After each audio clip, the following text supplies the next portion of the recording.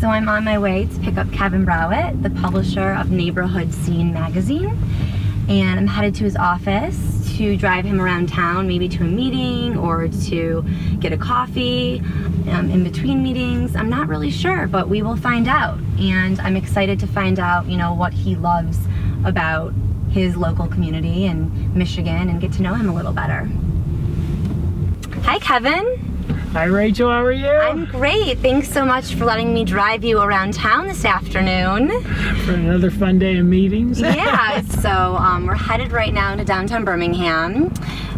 Should we stop and get maybe a coffee somewhere? Yeah, sure. Meeting? And Where do you like to go? Commonwealth is a great place to get a coffee. It's not uncommon to go there in the morning, actually, for a business meeting. I think between Toast and Commonwealth, that's probably the two typical,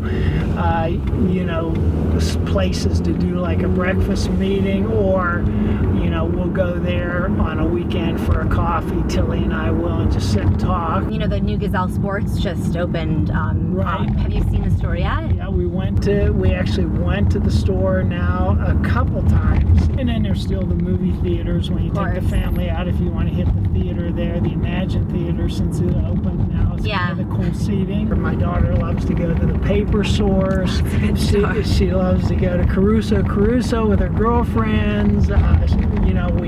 We end up walking around with my wife Tilly and I, and kind of Bella and her friends. Then we'll go up to Root or to Lululemon because they like to shop, and being like pre-teens, it's like fun time. So that must be fun for you to spend. So like some of your downtime, even though your business time is in Birmingham, but so is your downtime. Right, absolutely.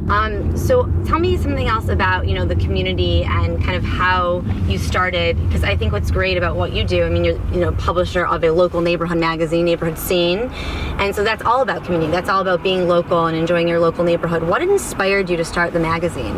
Well, I think it's a great question, because it is actually a big deal about the strategy of what we do. Mm-hmm. Grew up in a small one red light town in western Pennsylvania, and the beauty of that was everybody knew everybody, but everybody helped everybody. Mm-hmm. And so it kind of hit me a few years ago one night when I'm out with a lot of friends. We like to hang out with certain families, whether it's Cranbrook or gymnastics, and we're socializing, and as everybody was talking, as I listened to them, I thought they're all doing local business, they're all supporting local community, and they're really giving back, and nobody ever talks about it. Mm-hmm. And we're a community, we just didn't know we're a community.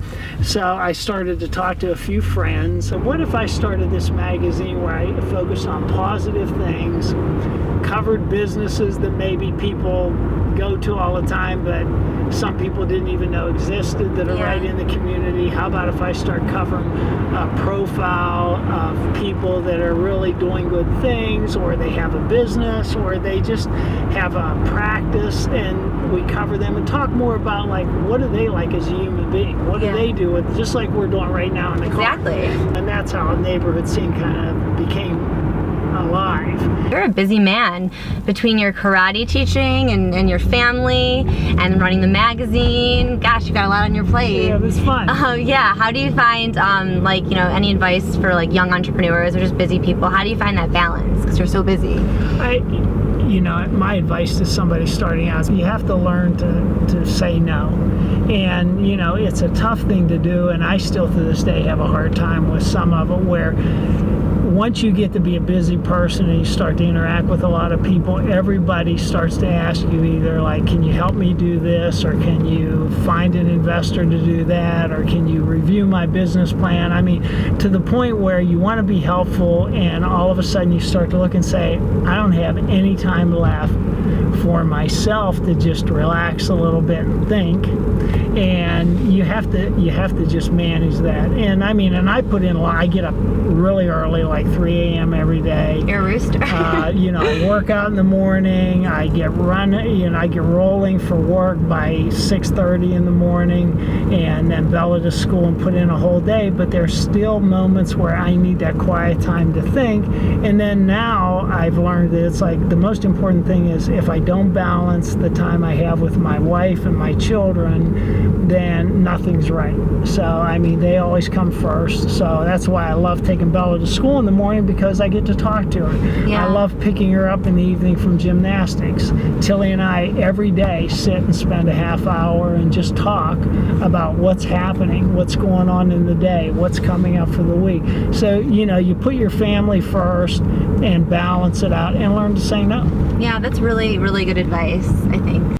So I'm just dropping off Kevin right now at the Birmingham Community House for his meeting, and I really enjoyed spending time with him this afternoon and driving him around town and learning about his go-to places in our local community, as well as some amazing entrepreneurial advice. So thanks to Kevin for letting me drive him around. And I hope you've all enjoyed our first Around Town segment. I will be back soon with many more around town adventures.